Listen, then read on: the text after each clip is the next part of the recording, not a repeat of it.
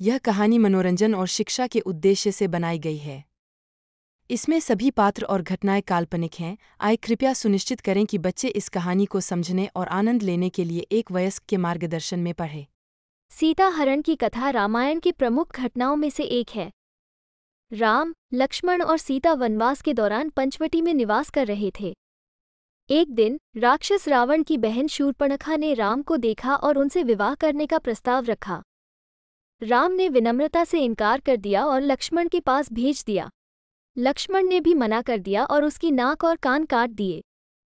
अपमानित और क्रोधित शूर्पणखा ने अपने भाई रावण से शिकायत की। रावण, जो लंका का राजा था, ने सीता के सौंदर्य और राम द्वारा उसकी बहन के अपमान का बदला लेने के लिए सीता का हरण करने की योजना बनाई।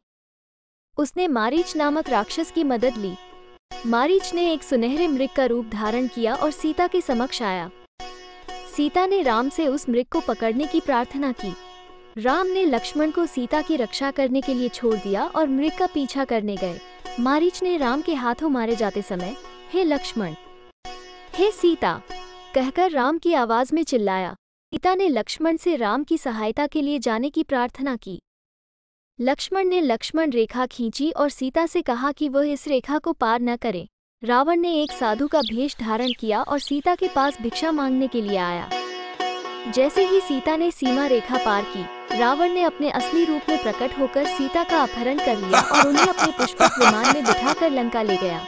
रास्ते में जटायु नामक गरुड़ ने रावण को रोकने की कोशिश की, लेकिन रावण ने उसे घायल कर दिया।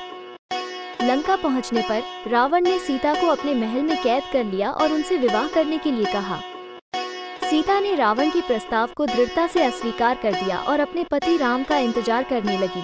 इस प्रकार सीता हरण की घटना रामायण की कथा में एक महत्वपूर्ण मोड़ है, जो आगे चलकर राम और रावण के बीच महान युद्ध का कारण है। हेलो दोस्तों, ऐसी ही रोमांचक कहानियों के लिए हमें फॉलो करते रहें।